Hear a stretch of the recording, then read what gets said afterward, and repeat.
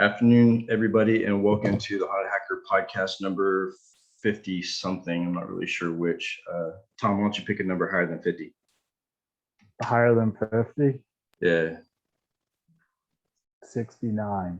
69. That's funny because Scott Lyons picked 066, so you're only 3 off. Cool.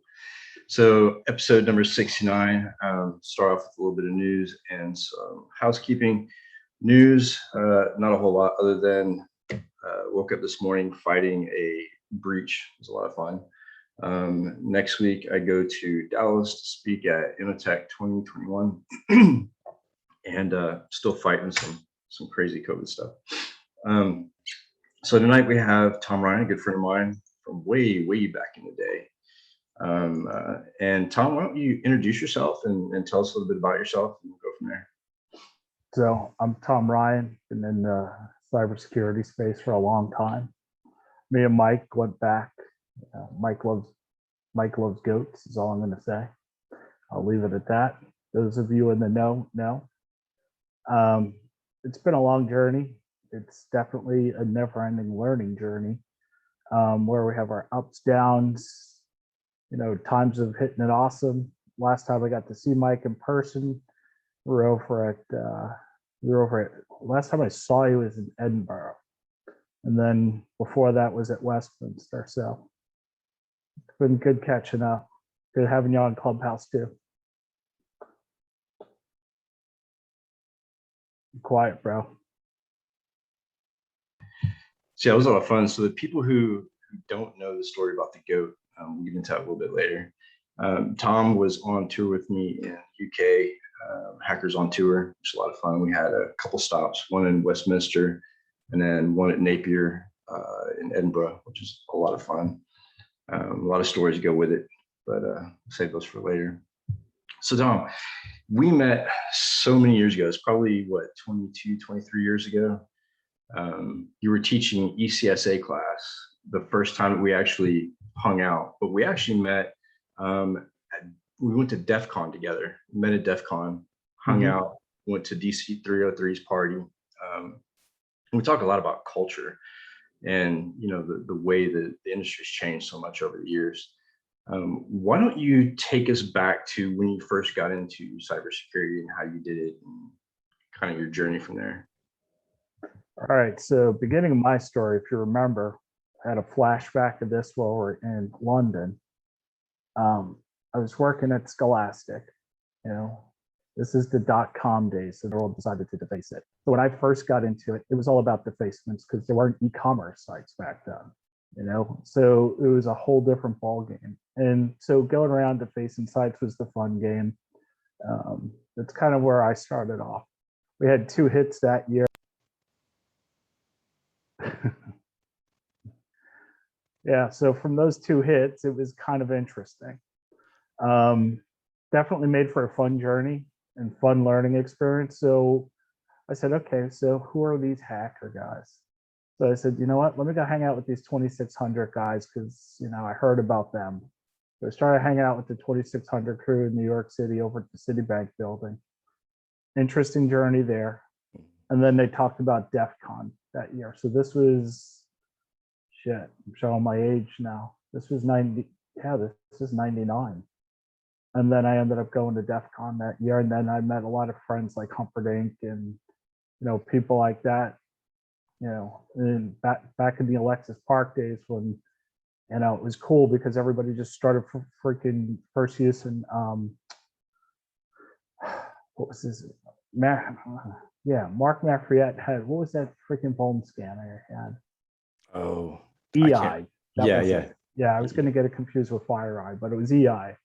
And he started using that, and it's like, wow, this is cool.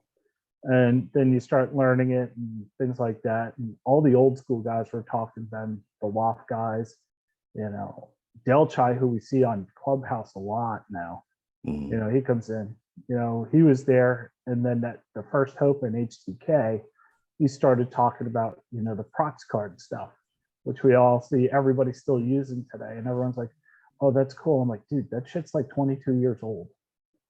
And it's still vulnerable. And there's just so many things out there. And it just makes for a fun journey. it was a lot of fun at DEF CON, the one that we went to. I think it was at Rio, maybe, that we stayed at. And That's we when we got banned. got banned, and then we got locked in our room at one point. We were locked out of the room at one point by Jennifer. I talked to Jennifer, and she's still a freaking crazy ass social engineer. Yeah, that was pretty funny. She actually locked us out of the room and wrote something on the windows with something. So Yeah, we did it. We did it. So it was me and Tom Brennan, and we put an anarchy symbol on in the window. that faced the And pool. Yeah, and then when security saw it, they locked us out of the room. Yeah, it was a lot of fun. So I remember one time back when you went to Hope and social engineered your way into Hope in New York. Oh, that one was good when I got banned. Yeah, that was great. Oh, yeah, that was an interesting journey. I'm like, how do we get in? So the first thing we had to do is we had to swipe like 5 security shirts. And then from that, we had to give out the 5 security shirts. And then who is it that got it from? Tom Brennan. It's like, dude, I got something for you. So he got me a ball cap and a wig. And I was like, oh. So I had this long haired wig and this ball cap. Nobody knew who I was. And Matt, it all started, we got banned because on IRC, something people were saying some inappropriate things about people. I got paid a couple $100 to pour a drink on Emmanuel's head. And yeah, it was a different time back then. You know, you act kind of young and stupid. But damn, I remember that. So then we got in, and Emmanuel has a Q&A. And then I said, hey, remember this? And then I pulled off my hat and he was calling security. And this was back when they were filming Maury, still in the same building as Hope. Mm-hmm. So we swiped the radio. I had my friends that had security shirts on help escort me out, you know, and it was an interesting show. So with the radio, we parked right in the front of the building behind the NYPD van because Emmanuel got upset and called the cops. And we're sitting there and we're trolling them on the radio, and they're looking all around for us, not seeing us sitting in the car right in front of them. Yeah, it's pretty funny. I think you were texting me from Hope when that was going down. That's pretty funny. So yeah, like we've had a lot of times together, like at different conferences or whatever. I remember after my journey with eyesight, and ended up at DEF CON, and you know, one of the goons from eyesight kind of cornered me. That was pretty uncomfortable. But there's so many stories from, you know, back then. You know, I don't know how much people know about, you know, IRC or 2600, but that was our stomping grounds back in the day, was the IRC channels. And you know, we met up with Hitman and Honeybee and all those people. Like, it was a pretty small clique, you know, Ralph Eshmandia, some of those guys, and of course Brennan. Ralph, my partner in crime at teaching classes. Yeah, Those were the days I missed. Yeah, he's the goat. Yeah. So the goat. So I'll tell the story really quick. The goat goes back to ECSA class. I took a course that Tom was teaching because I got a day off and was able to grab a cert while doing it. So I went to the course and looked at all the laptops, and there was a laptop per person plus Tom's laptop that he was teaching from. And during one of the breaks, I went and busted into all of the student laptops and rooted them, and was able to, you know, every time this one particular dude, he was so annoying. He was there. I can't remember what company he was from, but he was really irritating. Oh, I remember, but I'm not bringing it up. Yeah, probably not a good idea. But it was so irritating, and he would ask the dumbest questions, like, you know, switches on Nmap or some dumb shit. And every time he did, I had this picture of a goat in a wedding veil on his laptop. And I would turn the speaker all the way up and pop that goat full screen on his laptop, and then play the goat making its noises. And he was like freaked out. I was like, what the fuck? And then at the end of the class, we had 2 laptops left for students to take their exams on because I went into all the laptops and was deleting shit out of the System 32 directory. Pretty much wrecked it. We all took the test off of my laptop and Chris Campbell's laptop. He works at Xerox now. But it was a lot of fun. And there was a projector, and the projector went out. And the guy that I guess he's like the maintenance guy would come in, and every time he started fucking with the projector, I'd play the theme song from what's that TV show called? Jeopardy. Yeah, Jeopardy. That was a lot of fun. So tell us what you're doing now, Tom, in the industry. So I was a sellout. Okay. So when I had my business, I failed. I had 2 people say, tell me straight up, like, Tom, you had a great business idea, but the reason why you failed. Like, why? They said you did no sales, you did no marketing. So everybody says you go to sales, you're a sellout. So I went to sales because I always had planned on building up my own business again, and learning from that. Like all of us, we've all had a services business, and that's what we've learned from. Mine was good, we did well, but then the first learning lesson: what happens when you lose your anchor customer? This anchor customer was bringing in 7 figures a year, so it was a painful loss. And so then you start going, okay, what do I do next? So I said, all right, because I failed because of sales, I'm going into sales. And the geeks never want to be the direct salesperson at first. They always want to be the engineer. The first thing you learn is a sales engineer, you work the hardest and you get paid half what the salesperson does. But you still have a passion for it. And my 2 coaches that basically said, when they said that to me, I didn't understand it at first until you're actually going out.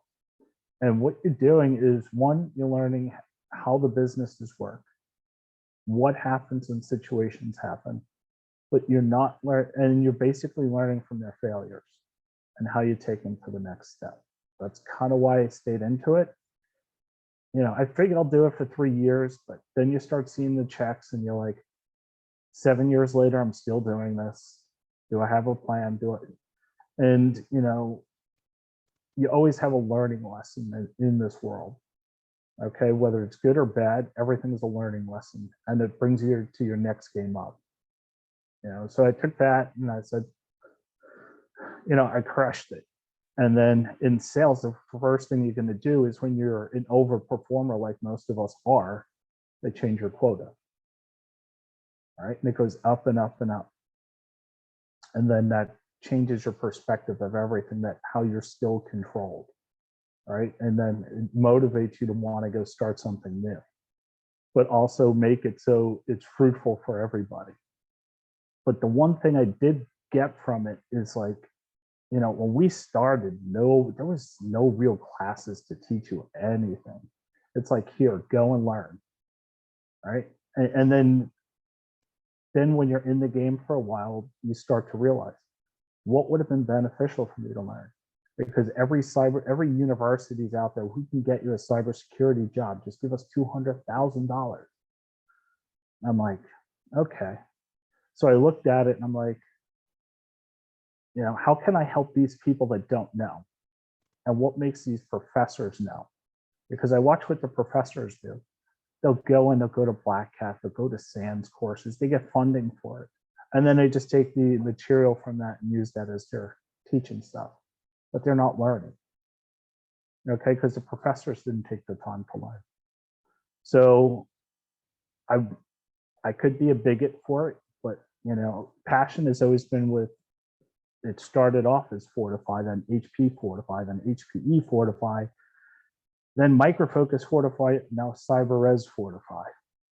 But the funny part about it is it's constantly growing still. As much as people bash at the numbers behind that most people don't know, they're like, wow, I'm shocked that it's still at 13% growth, and it's been out for 2003, 2004.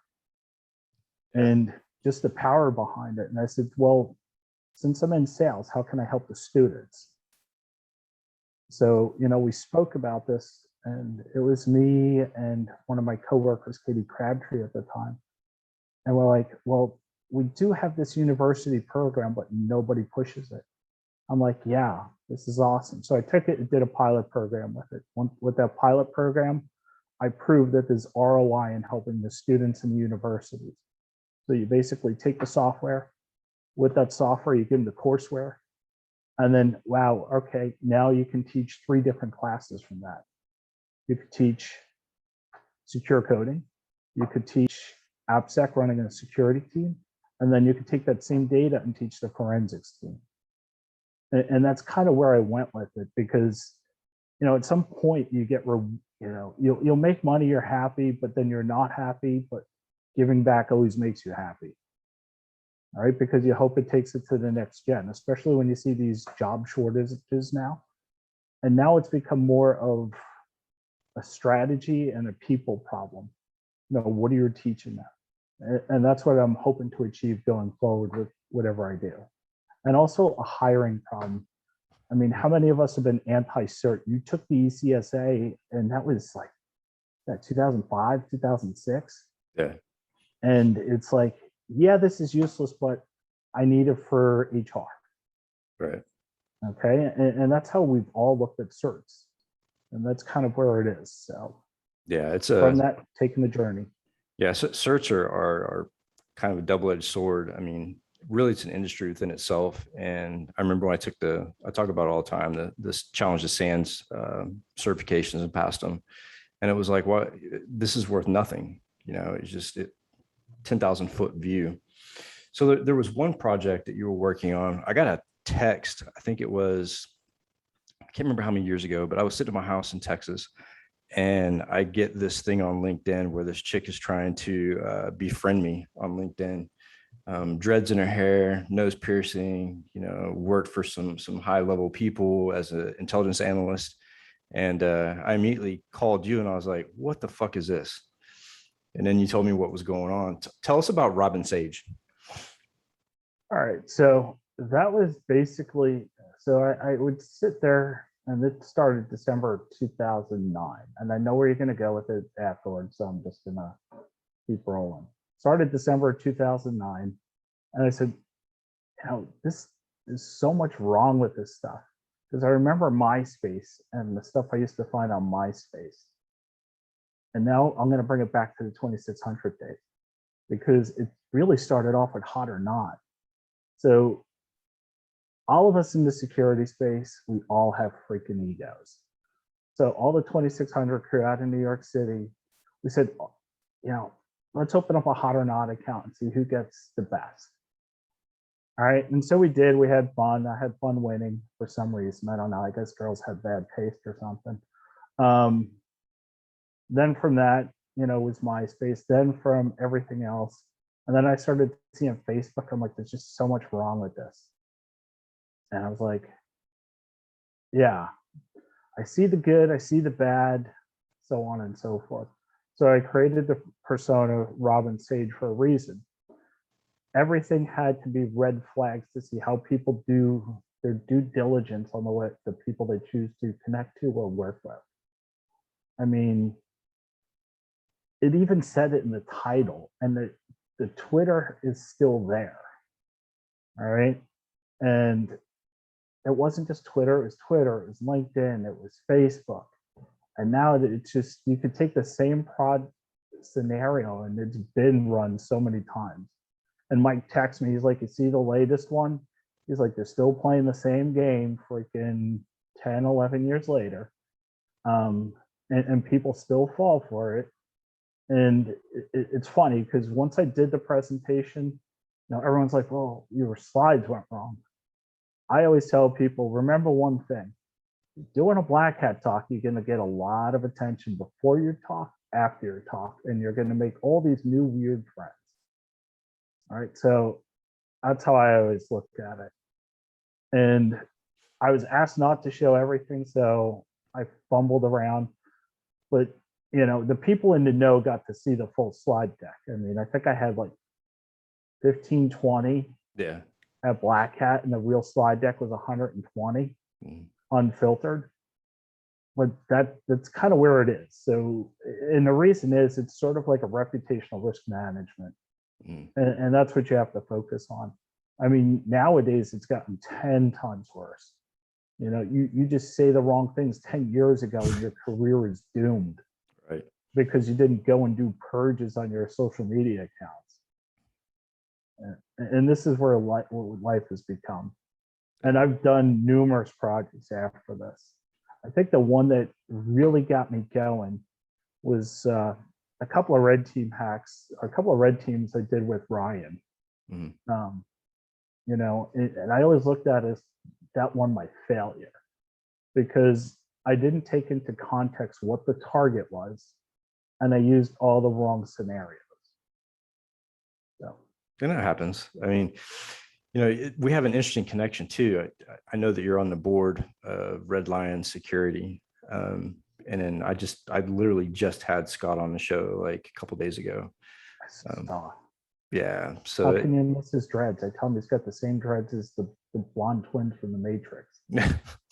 So we're actually thinking about scheduling some kind of get together with all the OGs and the old guard sometime soon. I think it'd be pretty cool.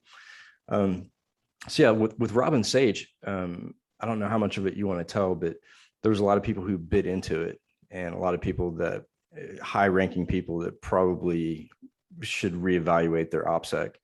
And then there was even some from the military that hit on to Robin Sage and giving up too much data. But I think the real value behind it was, you know, going back and teaching people how to avoid situations like that. Because, you know, as guys and in the industry, there wasn't, back in that time, there weren't very many females in the industry. And so when you create a LinkedIn or a Facebook with, you know, a female that's a cyber analyst, a lot of the old school community went nuts and was like, I remember there's a lot of security researchers that were clicking on it and you know, trying to, you know, talk to her or whatever. Huge risk. So we both have backgrounds in the military as well. I don't know how much of that you want to go into, but not touching it. Okay. I was a spook in crypto tech, and Tom was in the military at one point. So there's a lot of us in the industry that are from that school. And I believe Scott Frazier's on too. He's recently separated from the military. So hats off to Scott. So, you know, the projects you did were pretty interesting, you know, and your background and all the things that you've done since then. But tell me, how's Jester? They're fucking wise ass. So Mike just loves to troll about that, because all the internet trolls that are horrible at intel would always say I was the Jester for one simple reason. I started mine December. I started mine, and the Jester started his, I believe it was a few days after. And everyone's like, Tom Ryan must be the Jester. Like, dude, people have been using SOC accounts since the beginning of time, before there was the internet. All right. So that just tells me you're horrible at doing intelligence. You know, that's my 2 cents. I mean, you're going to push this forever. I will absolutely. I actually brought it up on the show with Scott Lyons, I think too. I heard it. Yeah. I won't let that go. I thought that was pretty funny. And, you know, you and I know who the Jester is. People in the audience probably don't. And I don't think it's a good thing to destroy the Jester's cover. But yeah, like that's the kind of stuff that went on back in the beginning of what is now cybersecurity. When we started, there was no industry really. It was an idea, and it just grew from there. What was really cool was looking at, and we talked about this on the last episode, thinking about the people who were in the industry back then and where they're at now, and the different changes people have made. You know, when you look at, you know, Ralph Eshmandia starting out as a pen tester, and then all of a sudden he's, you know, celebrity in Hollywood, you know, it's like, that's impressive, you know. But remember when it was there with Will Smith? Yeah. So yeah, I mean, I miss hanging around guys like that and you know, the beginning of the industry, because nowadays, and I talk about this quite a bit, I get people to come up to me and say, hey, how do I get into cybersecurity? Or, hey, how do I become a pen tester? And there's so many resources out there for people to, I mean, Google, you know, YouTube, there's so many resources for people to use. Back then, like, we didn't have many resources. We had online groups, we had 2600, we had IRC. I'm not sure how much 2600 was valuable to me back then, but you know, there were things that you could do to learn, but it was more like tribal knowledge. It wasn't something that we could go to school and get a master's degree in cybersecurity, which I find pretty funny, actually. We started off writing exploits in Perl. Come on. Yeah, exactly. So where do you see your career going from here?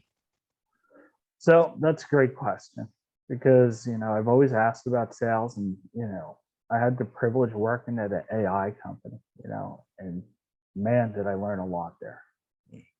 Okay. And from that learning, it's like, where is it going?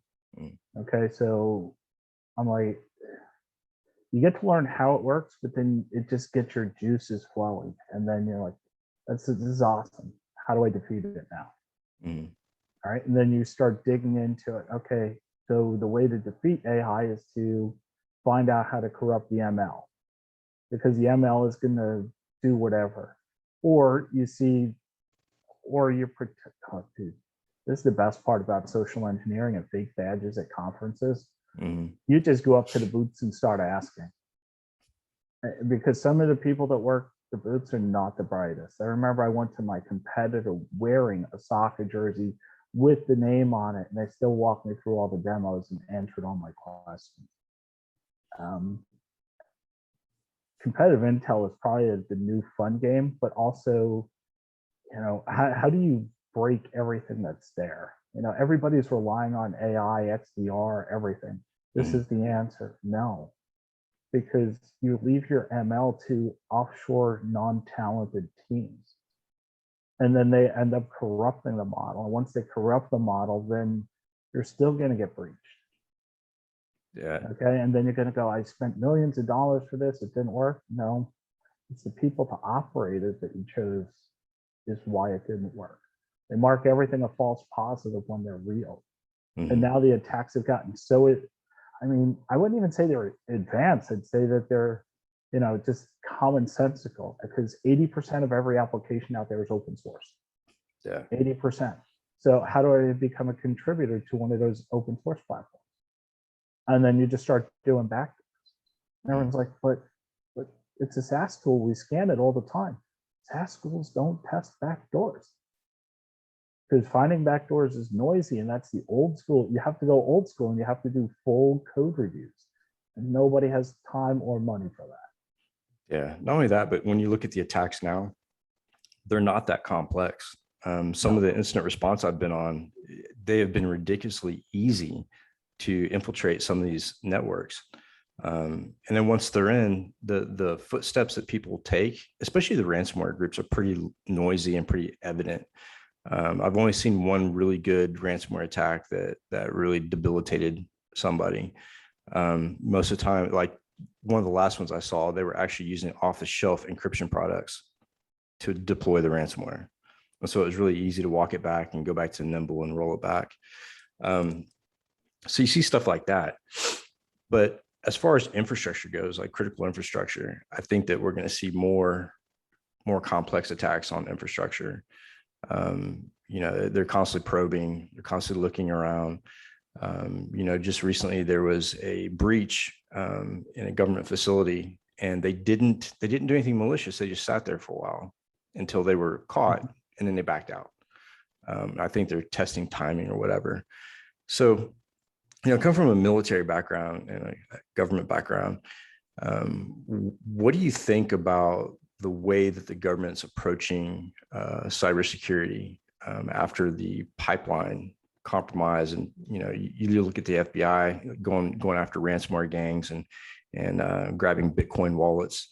You know, where do you think the government really needs to sit in the cybersecurity chain? where does the government need to sit? That's always the interesting question, because do I think they need some involvement? I do, because they do. But the problem with that is they all, because of the way they operate, you still have these small businesses that become the contractors, and then they become the third party risk without the knowledge or of what they need to do. That's why and I'm sure Scott brought this up, you see the rise of the CMMC coming up drastically. Yeah. Right? Because in the AppSec, but the problem is, guess what CMMC leaves out? Because I started looking at this. When you're looking at it from a professional services angle, it looks great because CMMC prep is good cash. It leaves out AppSec altogether. There's no AppSec in CMMC. So that's nice. And then the Biden executive order, which is, it's basically republished. Let's grab a bunch of stuff, slap it together, and make an executive order. But everything still depends on what, from a supply chain perspective, what's in your code. And I always look at it like this. People are just like code. Vulnerable, easy to exploit. Okay? This is done all the time. And everyone's like, my favorite question is when a female goes, I want to get into hacking, but where do I start? I says, you've already mastered one piece and you don't know it. Like what? I'm like, social engineering. You've been doing it since birth. You're daddy's little girl. You're manipulating daddy for whatever you want. And this is, even before you're a year old. And then this goes on the rest of your life. You just don't know you're doing it. You get into sales, it's the same thing. I mean, that's kind of why I always goof around with the salespeople. I says, you have, solutions architects to tell the customers when you're lying, because, the tool can't do that. It can't do that. And that's always the biggest problem. People, if you're, oh man, I had an incident with Gartner. Right, I was working on a contract with a customer, and they wanted Gartner's opinion, and they asked about database security. All right, so well, what do I do to scan my database for security and policies and stuff like that? Do you want to know what they came back with? What's that? CrowdStrike. Solves everything, right? I'm like, how's CrowdStrike going to do that for you? I'm like, it's a process. There's a bunch of tools that you really need to figure out. And that's kind of how I've looked at it. And I always said, well, how does their model work? That's why when Ed Amoroso came out, that he was doing his stuff over his stuff, I was like, wow, that could be interesting. But how much traction is it going to have? How much do you have to pay in? And then the analysts, how much, when they're targeted in a specific area, how much expertise do they have? Right. I've even thought of becoming an analyst at one point for it, but I just hate paperwork. Yeah, paperwork's no fun. I mean, it's our worst nightmare. I mean, what's the one part we hated about pen test? We hate the damn reports.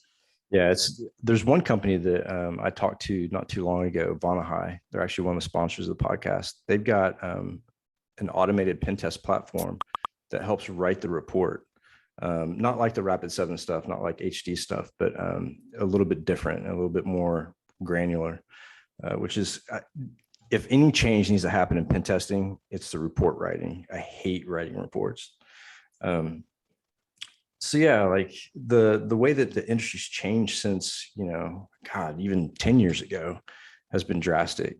And going back to where the government sits, right? So I was reading just this week, the Secret Service got nailed for having DJI drones. And I was pretty shocked because the vulnerability on the DJIs came out a good while back, the app actually funneling information back to China. And then it hit the public that the Secret Service has been using those drones for I don't know how long.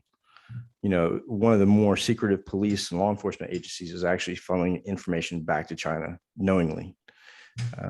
Just things like that slay me. They're supposed to be in charge of, looking after the critical infrastructure and, making sure we have defenses for the country. But yet we're using DJI drones to probably on sensitive operations and stuff like that. What are your thoughts on the tools and stuff that the government uses for security and for the different groups? So here's how I look at everything. Yeah, and this is what pisses me off about the media and stuff like that. The tools can be used for both good and bad, and it all depends on the person behind them. Right. The other thing they have is if there's a problem with China, well, guess what? It's not hard to take these things apart, reverse engineer them, and rewrite the firmware. Yeah. But that's the one thing that we don't know. I mean, they could use DJI drones because it shows that the acquisition from wherever. Mm-hmm. But how do we know one of the big government contractors didn't go in and modify everything? Yeah. And that's another thing too, the supply chain as well. I mean, you look at solar winds and all that crazy stuff and how the supply chain's affected. But what people don't understand is as a government and as a country, we do the same thing now. Cyber attacks and malicious code. And Lockheed Martin actually has a malware creation lab, like a legit lab. So, for people who are listening, when you hear all the bad things about China and Russia and how they're, carrying out attacks, we do exactly the same thing, if not on a larger scale. So the cyber war, I had someone ask me on LinkedIn the other day. I was talking about AI and I was showing a CGI video of the robots shooting a gun. And they asked, where do you think we're going to go? Do you think this is actually going to be a cyber war? And I was like, we've been fighting a cyber war for years. Ever since I was in the military. I was one of the first military to go into CTN, which is a cyber attack, cyber warfare rate. But it's not been a secret. I mean, that's the way the battlefield's evolving. What have you seen as far as, on a government level, more push towards a cyber theater? See, that's the tricky part because I haven't been working in government. I just have, I'm like a lot of people, have zero desire to have a clearance. Yeah. So I've been focusing more on the commercial side. Mm-hmm. But it's interesting because what a lot of people don't realize is if you build out software for the government, odds are it's going to be, their next customer is going to be a financial market. Yeah. Because they're pretty much built in there and how much, influence that actually has. So if they see a government going a specific direction on a specific piece of software, they assume that's probably the best route to go. Yeah, I was talking on one of the shows not too long ago about my time with Eyesight Partners and the meeting that I had with Microsoft, NSA's lawyers, Secret Service, and a couple other agencies.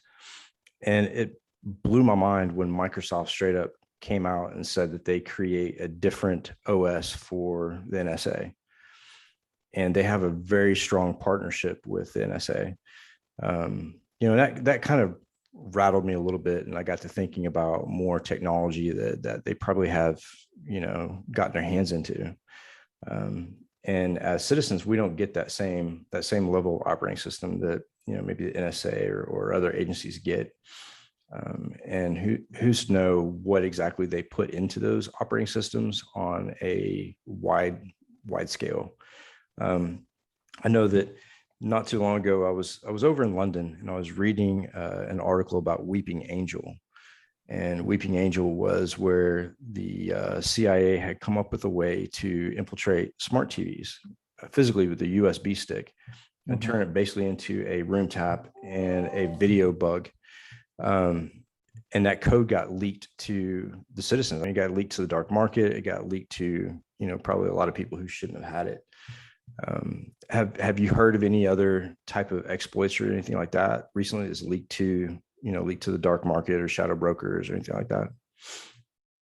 Well, shadow brokers is a whole different story because that created a whole bunch of different world of backdoors. Because what most people don't realize is when they have these leaks, all it takes is one or two changes in the code, one or two lines, and that's it. And then it changes the signature altogether. What I've seen, and this was going back to where you brought up SolarWinds. So SolarWinds, they talked about the whole supply chain getting hacked, the build servers getting hacked. and then trying to blame it on JetBrains, for IntelliJ and stuff like that.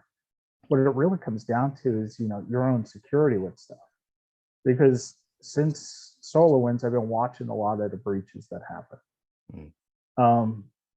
And ironically, all of them have a presence in GitHub. So, the conspiracy theorist is going to go, well, GitHub was compromised. I'm like, was it GitHub compromised? Because it's a platform where it allows you to use your controls. So does that mean that that company has a poor security posture and poor security controls? Or is it, Microsoft with GitHub? No, that's the whole thing you have to look at. You have to, and I've kind of learned this, it's like you have to take everything a double prong approach and look at both sides of everything. Because there's three sides to every story. And your side, my side, and the truth. And the truth is usually somewhere in between. That's why everybody always says inside of every conspiracy theory, there's some bit of truth. Yeah, there's some level of truth there. Yep. Yeah. And we see that a lot too, especially in the circles that we used to hang out in. There's a lot of, talk and a lot of claims and a lot of things. And, there's always a level of truth to whatever was going on. How do you think I feel in my company? The thing that freaks me out is when I get an email from one of the people named Alex Jones or somebody else with the last name of Snowden. I'm like, huh? No, I always laugh at that. But, and as much as stuff drives you nuts, you always have to look at the humor at everything. Otherwise, you go nuts in this and you end up with, sleepless nights and all this stuff. Yeah. And then we were talking about supply chain. So what are the two biggest things right now? Crypto trading and NFTs. Mm-hmm. Okay. And then I'm looking at it. I'm like, okay, well, most of the stuff is written in solidarity. Mm-hmm. So if I'm a bad guy, guess what? There's no tools to detect for vulnerabilities in solidarity. No. So you have a whole new coding platform.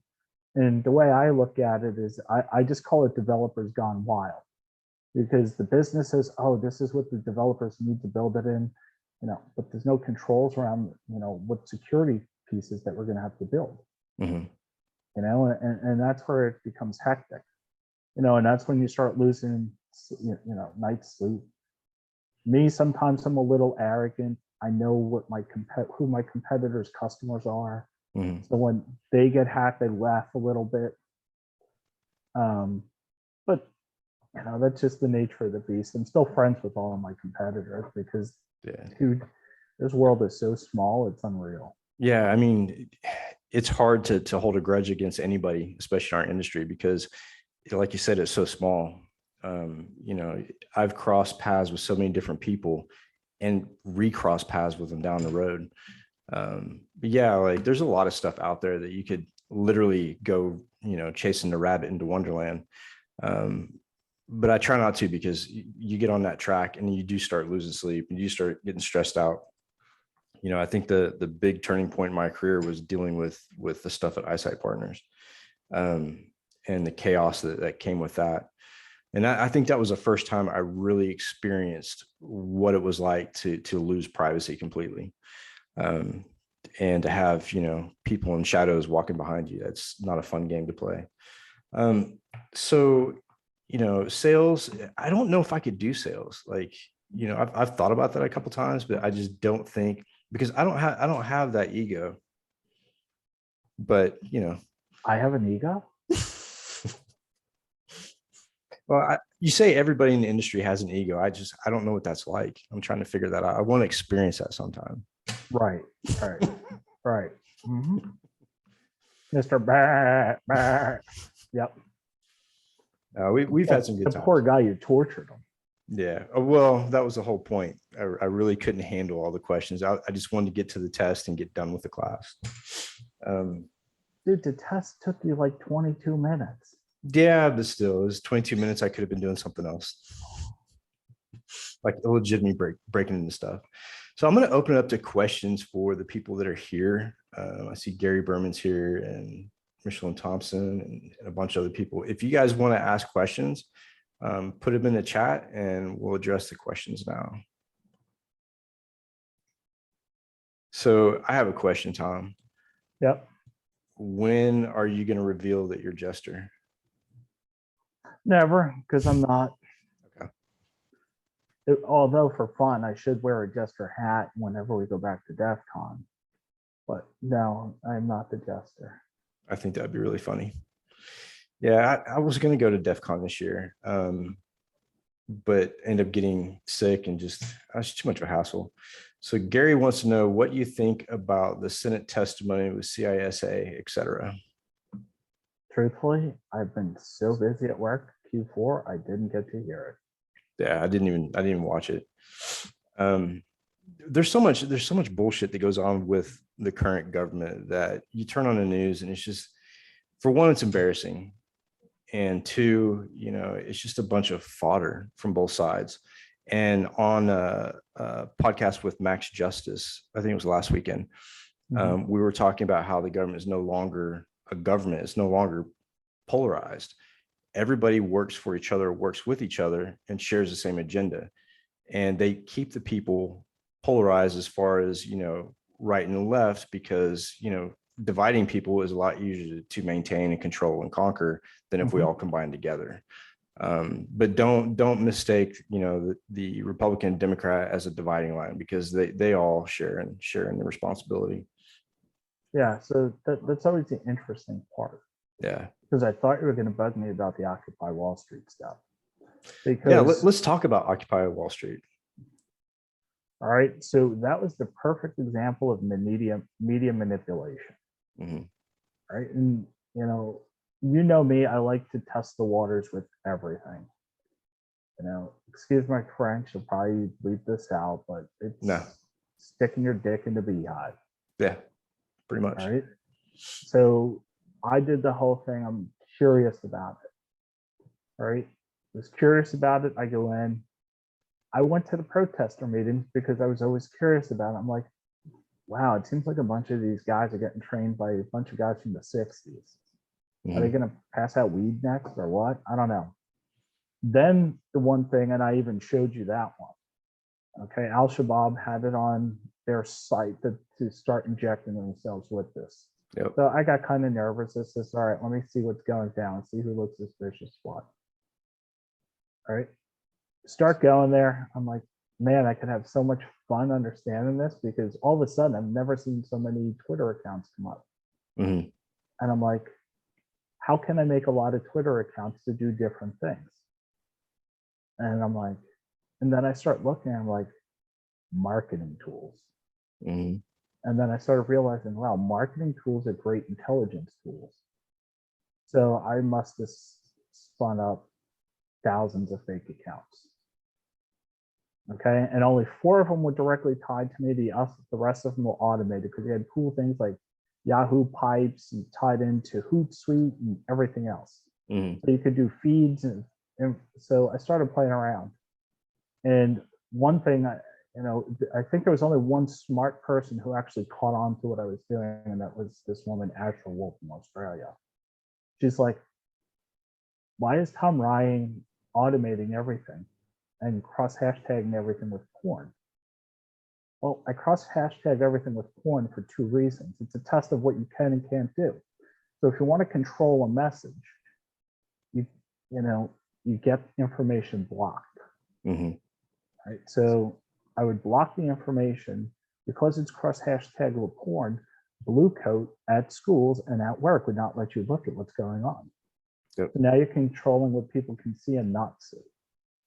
All right. Then other things, I'm like, wow, this is cool. What else can I do now? So I started doing a sleep deprivation game. So people that annoyed me, I would have them tweet to them all through the night with like 40, 50, 60 different accounts, because they were so into this that they were just, so into it, they just left their phones on alert. I'm like, it's crazy. But it's also the bad things that social media can do to your brain and your thinking capacity. All right. And I'm just sitting there experimenting. And then everyone's like, I was on the mailing list, and I says, well, what can cause that? I took a psychology game and said, what can cause them to react without thinking? All right, so we knew it was done by the left. I said, and I kind of like in the middle, more libertarian than anything else. Mhm. I says, I'm going to dump this to Breitbart, right, and see their reaction. Well, what do you think their stupid reaction was? Attack. Mhm. Because their first reaction was to attack. They attack without proxies enabled. I'm like, you guys are idiots, man. This is IRC 101 stuff. Yep. And that Right. was so easy back then too, because not a lot of people use proxies, and especially in like emotional states, they never use proxies. Right. But that's kind of what we did, and I was like, all right, this is easy. This is fun. Mhm. But then what happened was, then you got to see how devious some people were. Mhm. Okay. These people were emailing spreadsheets with all the usernames and passwords. Well, what do you think happened? Like all the hackers that got this information, they went and had fun and hacked their accounts. Yep. They removed their videos and put in the Trawa Wall guide. All right, if you remember that, Yep. that was a crazy Russian video from like the 60s. And it was all kinds of fun like that. And it's just good to, it's funny to see what people do. Yeah. All right. And then you take it to the next level. So the other thing a lot of people didn't do is, the thing I did by sticking my dick in my beehive is putting it out under my own name Yeah. to see what they were going to do. And it was done on purpose for a couple of reasons. Because I remember when I was talking to Andrew Breitbart on the phone, he's like, are you sure you want to do that? You don't want to? I'm like, no, there's a reason. And so before I did that, in the beginning of the protests, I created my number one nemesis. My number one nemesis was me. So their scenario of attacking you is always to go to your nemesis. Mm-hmm. Right. So they start going to my nemesis and giving information, and it was easy pickings. Oh yeah. Yeah. Human behavior is really predictive when it comes to situations like that. And it's very easy to manipulate masses, just playing into something they're passionate about. Because some of those people are very radical and will go to extremes. I've seen that multiple times. And the flame wars that go on are just ridiculous. Scott had a question about Microsoft's push towards no passwords. I think, and put your tinfoil hat on for a second, if you think about Microsoft urging no more passwords, what's the next level of security? You're going to look for biometric, you're going to look for behavioral analysis. And what does that give Microsoft? That gives Microsoft more data about the users, more data about their behaviors, and easy to carry out behavioral analysis on. I don't like giving up more than I have to, because of the fact that I know that there are agencies that still watch everything I do. And I know Tom for sure. So I've become a big privacy advocate over the years, and Microsoft wanting to go to another level of security. I think there's a government push behind that. Government seems to be getting into a lot of big tech. You look at Google, you look at Facebook, Twitter. They have such a huge influence on those platforms. And anytime somebody from one of those platforms decides that they want to do something different, I always have to stop and evaluate it and go, I wonder if the government had any hand in this push or this instigation. What are your thoughts on that, Tom? Well, that's always interesting because the no password thing has been a thing for a while, and it's more for a convenience. Like I goofed around about it. I'm like, and here's a scenario most people didn't think about. Right, so security cameras have drastically increased. Mm-hmm. Okay, all these forced mask mandates force you to type in your PIN. They're Mm-hmm. all caught on the security camera when you're typing your PIN in any store. Mm-hmm. All right, so there's problem number one. And some people got smart. They ended up getting face masks that look like their face. Mm-hmm. Because, hey, yeah, I got my Apple. Let me use my face as my authentication. Well, let me take a 600 DPI image of you and it'll work the same. Yeah. Or, I think Casper even brought it up on the last one about the thumbprints. Yeah. You know, how long has that been? How long have we been able to do that? Yeah. I think we're able to do that back when we were doing ECSA. Yep. But that's the reality of it. People are like, well, we want to go. It's more for convenience than anything else. Yeah. You know, I mean, you have your Bluetooth on all the time, so have fun with that. Yeah, Everyone's exactly. like, but it's secure. I'm like, is it? I got into a flame war back during the beginning of COVID when the UK decided, the NHS decided to come out with a exposure app, and it ran strictly off of Bluetooth to Bluetooth, and looked at your location, looked at your data, and reported back to NHS. And I made a comment, I think it was on LinkedIn, and I was like, whoever thought of this is losing their mind, because Bluetooth over the past 20 something years, the protocol has not changed that much. Mhm. And very many people use Bluetooth for various reasons, right? So my pacemaker runs on a sort of a Bluetooth connection, but that's only Oh, I from know how your pacemaker works. yeah, only from only from my heart to the phone. And I immediately went to the people at Medtronic and told them that needed to be shut off, and they were shocked. They were like, wait a minute, what's wrong with the way that works? And I was like, I don't know, maybe somebody could sniff the Bluetooth and see exactly what's going back and forth. And then they tried to say, oh, well, it's proprietary and they wouldn't be able to read the telemetry anyways. And I was like, nah, that's okay. I'll still have that turned off, please. So yeah, that's another thing that we touched on not too long ago, was biohacking and medical devices, and thinking about Neuralink with Elon Musk and his new project. What do you think about that? Man, Elon Musk is just, I wish I was friends with this guy. Yeah, for real. Because he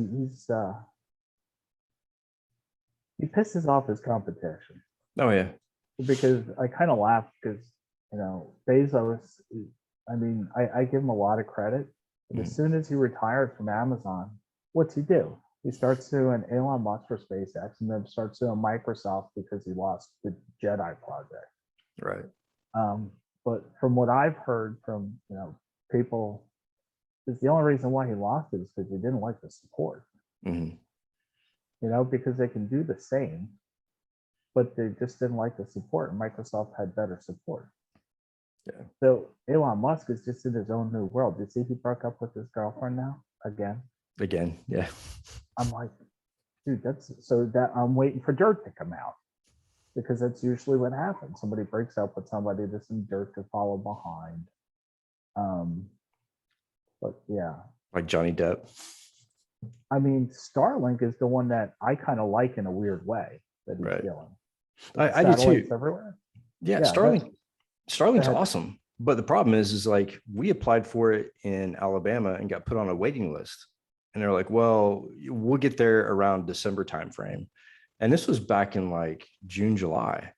And I thought, wait a minute, what are you waiting for? It either works or it doesn't work. And how do you decide that you're only going to roll out to a certain area? It has to be based on numbers and requests, because we're talking about satellite coverage here. It's not like when he lights it up, it's not going to hit everywhere that needs to hit. So he's doing it based on population, the need for that type of service, which where I was at in Alabama is so remote that I couldn't even carry this podcast without it dropping. And I'm really surprised that my roommate is able to stay on this long. So we tried to get, like I said, the Starlink, and it's a great idea. But even with Luke, with Pyro, he has Starlink, and we'll be on a call and it's horrible. Like he drops pretty often, and he lags a lot. But I don't know. I think it's going to be there's going to be a testing period for it. But the fact that he is planning on getting internet to pretty much everywhere, I think is a noble cause. Maybe that'll make up for all the Hollywood behavior. So when I get a yacht and I'm in international waters and don't have to pay taxes, I'm good. Yeah, pretty much. So I got to make some good money. I got to make some Elon Musk money. Get on one of his drone boats. Yeah, his drone boat's pretty awesome, by the way. So do we have any more questions? Oh, my roommate said he did drop once. So yeah, we lived basically on top of a mountain on like 27 acres, and our nearest neighbor, like we couldn't see the house. And we had a radio tower directly across the lake from us. I mean, within line of sight. And every provider that we had talked to and every provider that we had, oh, well, it's bad connection. And our last one was with Nomad Internet, and it was an LTE connection. Shit was horrible. I don't even know. Like, I felt like we were back on 14.4. Like, it was that bad. So I would expect you to have like this off the grid house built with shipping containers and solar power, and who knows with you. it may be coming. It may be coming. We always joke about how many phone numbers I have in a month. Actually, I have 2 on my phone right now. I'll probably switch it out for another one pretty soon. You and your phone numbers are always annoying. And then you constantly changing, and then you making your name on LinkedIn so you can't even search for it. Between you and Casper, I mean, Casper, you can't look for him on Clubhouse. Yeah. Clubhouse has become a whole new interesting dilemma. You sent me that link for the invite for Clubhouse, and I got on a couple times, and I was like, I feel like I'm talking on a CB radio. Like, it was some weird shit, no video. And then they have this thing like where one person wants to talk and they flash their mic, and it's a whole different environment. But I'm starting to like it. I got on to play Backdoors and Breaches one night. And then I got on to your talk, which was really cool. It seems like a lot of fun, but it's so hard to, I guess, connect when all I hear is audio. I like to see like who I'm talking to. And you get some really strange questions on Clubhouse too. Some really, really strange questions. Like, there was one, someone had died or something and wanted me to help them out. I was just like, okay, just really off the wall shit. The problem is because they're hacker rooms, there's people there trying to get you to do bad things. Yeah, of course. Right. And that's always how it is. They hear the word hacker and they just think you're this big bad guy. Yeah. The only hacker I ever strived to be like was in, Swordfish. Oh yeah. Hacking into the NSA. Yeah. I was actually playing songs from Swordfish before the podcast started. That's one of my favorite movies. The whole John Travolta character was pretty cool. What I liked about him in that movie, and I use the phrase all the time because he took it from Houdini. What the eyes see, the ears hear, the mind believes. Yep. And that is directly out of everything to do with sales, marketing, deception, manipulation, everything.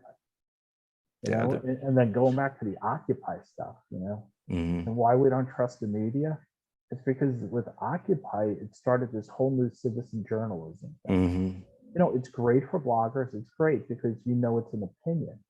But now it seems like opinions have become news without the facts. And that's what bothers me the most. Yeah, well, the news is so polarized itself now. Like, I remember when I was in the military, we were only allowed to watch Fox News for political reasons, obviously. But, you look at it now and you turn on Fox News and, they're bashing everybody on the, Democratic side, just tearing them apart. Same thing with CNN. It gets so frustrating because to me, it seems like state-run media. They do their part to divide people. They work so hard to keep people divided and to make people protest and to make people do dumb shit. But you know what? The citizens in the US, 90% of them, they'll do whatever they're told. As long as they get to, I said this on the last one, I'll say it again. As long as they get to stop at Starbucks in the morning, go to yoga class, and then go to Target at night, they're good. They don't give a shit. They'll go fight for whatever, as long as they get that Starbucks. And that goes back to, January 6th and how they raided the Capitol and all of the, the cross correlation that I did with people who were there, and it's amazing to see who the government plants in those rallies and those protests and different political parties and how they operate. And that day, I mean, I had to stop and think. I was like, wait a minute, this makes no sense to me because I see people there that are from the Democratic Party, very active and storming the Capitol building. And then you see people that are government policemen. It was really confusing, but then it all makes sense. They all work together. It's all about division. But yeah, I think the way that the media manipulates people is really bad. And even, with COVID, my God, there's so many different stories and so many different, brainwashing techniques they're using to make light of certain things within the disease or how we approach it. But there was one thing that came out of it that I really, really liked. It was a medical document, an article about how they used AI to come up with a drug that is helping people fight cancer. It was one of the first ones that they've come up with AI that's actually working well. And if they can do that, I mean, and this has been my question since the beginning of COVID, I hope that we're using AI to predict different strains and mutations, but it doesn't seem like it. Well, did you watch what happened? Mhm. So, and this is where I give Alex Karp a lot of credit with Mhm. Palantir. So when COVID started, what he started doing, because he wanted to build out these data sets, he literally gave it away to all the hospitals so that you can get some kind of patterns and stuff. So he kind of built out a lot of cool stuff in Palantir for that. Mhm. And the reason why it's interesting with Palantir is they always badmouth Palantir for, oh, Yeah. this is so bad. Like, it's a tool, Mhm. okay? Like a firearm, like a vulnerability scanner. Mhm. It's a tool. It's not the tool that's bad. It's the person that uses it and the way they use it is what's bad. Yeah. It could be, I mean, anything could be like that. A knife is used by a killer and it's also used by a chef. Yeah, exactly. And a crock pot is used by a lot of people in homes, and then it's also used by bombers in Boston. Yeah. Right. Right. And that's always the key thing everybody has to understand. You have to look at the context. Yeah. If you're not looking at the context, you're missing out on the whole picture. Yeah. And it's funny too, because people here in the US, you get like very, very liberal, very democratic that want to take guns off the street, take guns out of responsible hands. But in the UK, they have no guns. But I tell you what, they don't suffer from lack of knife and stabbings and killings. And bombings in France. Yeah, people will find a way. The bad people will always be bad people, regardless of what you take away from them. They'll find another way. And it was a lot different over there. I enjoyed my time in the UK. I'm glad to be back in the US somewhat, to be able to like build myself back up. But yeah, the US has made it very difficult for me. I kind of wish we can go and do that tour because after the first two places we went, mhm. I just wanted to finish out the tour, but work wasn't going to let that happen. Dude, it was so much fun. Awesome. Yeah, it was. It was so much fun. We did, both of them were universities. So the people that were there, funny thing was the people that were there was university students there, but there were a lot of other people there too. A lot of older people. I just found it really interesting. And all through the tour, like same response everywhere I went. People were really appreciative. But the one thing that really scared me was the lack of knowledge for their CMA, which is basically the same as our CFAA. But that slayed me when there's an instructor lecture that said in the middle of the talk, he stopped and said, what's the CMA? And I was like, wait a minute, you're not teaching the CMA? Because that shows you what's illegal and what's legal as far as computer abuse and fraud go. But a lot of people don't know about that. And I think here in the US, we do a pretty bad job of describing and outlining and clarifying the CMA that we have. And it seems like it changes every so often. And I remember back at DEF CON, me and Tom Brennan did that Hackers Are People Too documentary. And we were being interviewed about laws and what's legal and what's illegal. And even back then, in retrospect, we have the same problem today that we had back then. They use it against us, but nobody's willing to define it and really make it public. Right. That's the open crapshoot law. Yeah. And that's how I have always looked at it. And I've always asked. So I'm on the advisory board for St. John's University. And, it's good that some of the people that I know are there, and we're, trying to redefine the way the cyber programs are done there. And there always has to be a legal component. Me personally, I mean, you look at the records. I mean, what's the youngest hack on record? I think it was a 9-year-old hacking Blackboard, changing his and his friends' grades. So the fact that we tell you you need to get an undergrad or a master's degree to learn this stuff, it's like, no, there needs to be like, remember when they had trade schools for high school? That's what there truly needs to be. And then you take it to the next level at the university where you teach them to run programs. Okay, you learn to knit and grit. You do programs. I mean, I don't know about you. When I was in the 6th grade, they were teaching you basic. 10 print, ha ha ha, 20 go to 10. Yes, I just showed my age. But and what was the interesting one? Who was it? Where was it? What state was Bill Clinton governor? Arkansas. Yeah. So they passed a bunch of years back. They passed an interesting law to start teaching kids to code in the 6th grade. I don't know why that hasn't been adopted across the platform in the country. Because everything you do is code, whether it be an Excel spreadsheet or whatever. And it should just be widely adapted, and then they can understand and learn things at a younger age. Then when we talk about security awareness, it can be implemented at that younger age. Like, stupid things that high school girls sending naked pictures. It's like, don't be stupid sending this stuff through whatever stupid app. Well, they were using Snapchat at one point. Was it Snapchat? Yeah, Snapchat. Yeah. Because they figured that, after so long, the file deletes itself. But what they don't understand is the file still exists there. It doesn't just disappear. But it goes to show, like, most teenagers, what their idea of technology is and how it works. Like, it miraculously just disappears. But I think that they're trying to make it more easier as far as technology goes, like the whole no password thing. I do think law enforcement has a lot to play in that. When you look at the iPhones that the terrorists use out in California, and they couldn't get into the iPhones, and that, they were having a difficult time, and someone from the industry had to go in and help them break into those phones.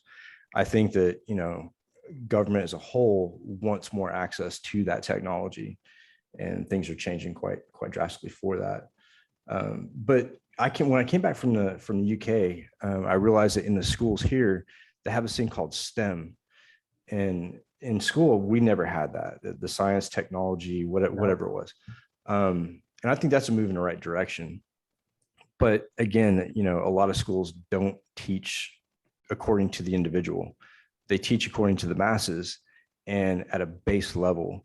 And that base level in some states is so low that when those kids go to college, they end up dropping out because, they come from a place that, the state board of education only requires, this, and this, and certain things to pass. And then you go to other places like where I grew up in Houston, where, it's all science and math because NASA is, right in our backyard. So we had more of a chance to, probably get into better schools. I didn't. But there's more opportunity there. But I think that should be more generalized and across the board. I don't think it should be based on where you live or how much you can afford. I think that there needs to be programs for everybody to, elevate the base level of knowledge. Because I don't like the idea of keeping people dumb. No. You know what else I like when we're in the UK? What's that? I'm not going to mention her name because I don't know what she's doing anymore. Our female friend with the Cyber Protect program. Yes. Yeah. She's still with it. Yeah. To me, I'm like, wow, this is freaking awesome. Yeah. I could think of so many people in the industry that this would have been helpful to. Why don't we have something like this in the US? Yeah. And they tried to. New York Police Department came over to London and looked at the way that we were doing cyber prevent program and, giving people a second chance. And they were interested in it, but I don't think they ever implemented it in the US. It's one of those programs that it's going to cost them money to develop. And, I hate to say it, but I think that the US is in such a mindset that you break the law regardless of age, regardless of knowledge, you're going to jail. And that's just the way it is. Stupid. So much good talent got, busted at a young age. Oh yeah. You I'm know, actually doing that prevent program again next month for Steph, which would be really cool. This one is going to be virtual. They had a lot of problems trying to figure out how they were going to secure and protect identities and stuff like that. But they finally got nailed down, and I'm supposed to speak at the cyber prevent intervention at like 5 o'clock in the morning next month. They really reach out to people to help, and I think that's really cool. And there was another group out of Wales that contacted me not too long ago, a probation officer, and they wanted me to help with somebody that they had just gotten out of prison. It was a high profile attacker, and so I'm probably gonna be working with him and his probation officer. But you don't see that here, and it slays me. Why? Why would you want to put them in prison, harden them, and make them even more pissed off so that when they do get out, all hell breaks loose? There's no reform in that. So Mike, all this great content that's getting put in the chat, are you going to share that with all your audience afterwards? I am. I have to go back through it though. I have to rewind a little bit and clicking on the link. So my setup. Save it. I would just save it because this is a lot of good content, no matter where you push it.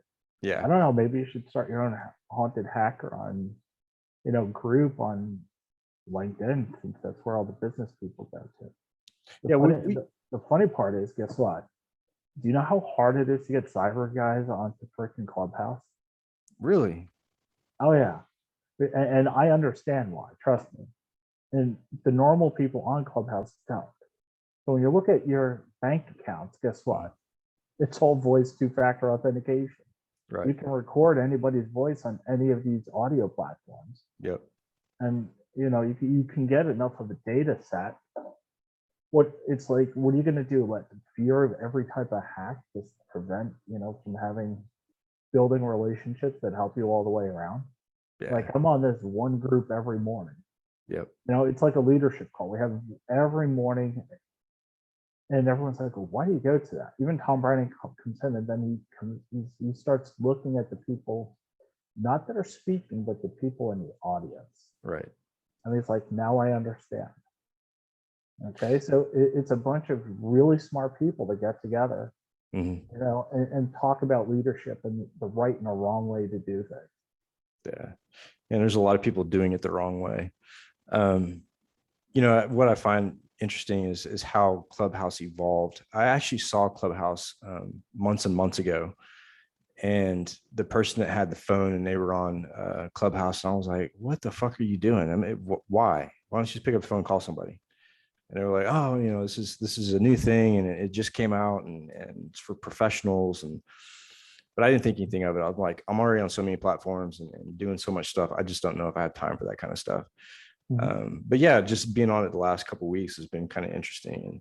And we try to with the show and the community, we try to get on as many platforms as possible. But maybe I'll start a room on Clubhouse or whatever.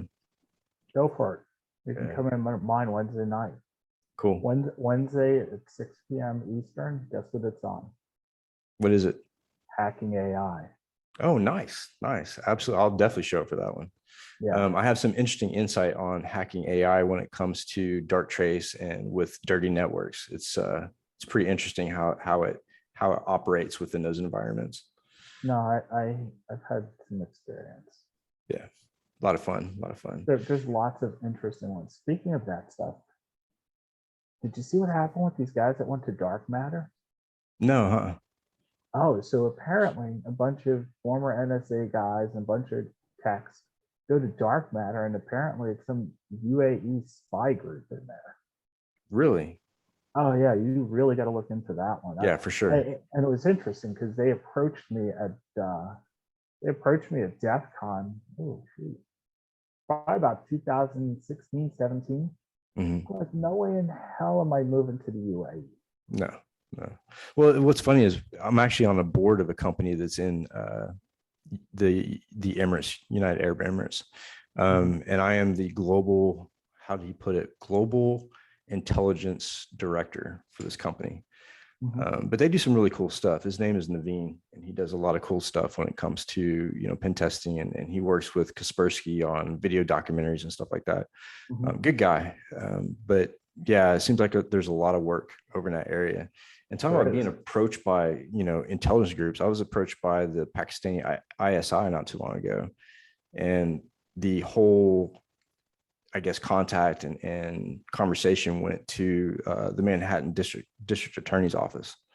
And then I found out that it was ISI. I wasn't surprised, though. He was trying to get me to hack into a Bitcoin wallet and into a bank. And I was like, bro, I've seen this game before. Oh, you're going to like it. Can't wait until you see what comes out in October, the new board I'm allowed to put them on. You'll definitely like that. Oh, cool. Well, Tom, it's been a good conversation. I'm going to wrap it up. We're at our hour and 25 minutes. Yep. It's been awesome. Where can people find you if they want to connect and maybe view some of your content? Just, see, that's the interesting part. I'm actually starting to find time to put out some content. So just follow me on LinkedIn, come into Clubhouse. Every Wednesday night, there's a group called Security Mindset. I will be on there every Wednesday night. And I'm going to have some shocking guests coming on soon. I'm not allowed to say who, but I mean, we're talking big wigs in the industry. Very cool. It's going to get interesting because I'm not just looking for the operators. I'm also looking for who are the people that help build out and fund the software, that we all get to love and enjoy. Follow the money. Yep. Dude, this industry, I mean, everyone's like, well, I want to get into it. I'm like, well, are you ready for a life of endless, continuous education? Yes. Because this stuff changes so fast. Like everyone's like, well, what's the next thing that I should learn? I'm like, well, start looking at infrastructure as code. Start looking at how do I hack a Kubernetes cluster? How do I do this? What's the easiest way to get into a building? I mean, you start seeing some of these attacks now, and it's like, I mean, you even remember this. I saw a recent, about a year ago. How long have you and I been hacking into VoIP systems and camera systems? Jesus, dude. Since the beginning of VoIP. Right. I mean, you remember when, me and Jason did the casino with the VLAN hop in the casino. VoIP hopper. Yeah. Yes. Cool. Well, tell the family I said hello. Give my best to your wife and your newborn. And I will see you soon, and definitely have to have you back on the show. Maybe you can help out with co-hosting or something. Be cool. I'll have her on because she's become, at 10 months old, she's the biggest social engineer. Awesome. Would love to see her. Grab the hat and then swipe the phone. I haven't even FaceTime people. I haven't even seen her yet. So I know definitely. You won't. That's called, letting the girl have a life. OPSEC. Yep. All right, guys. I'll see you next weekend. Thanks again, Tom, for coming on to the show. And I miss you, man. I'll see you soon. Miss you too, bro. See you soon. All right. Take care, everybody.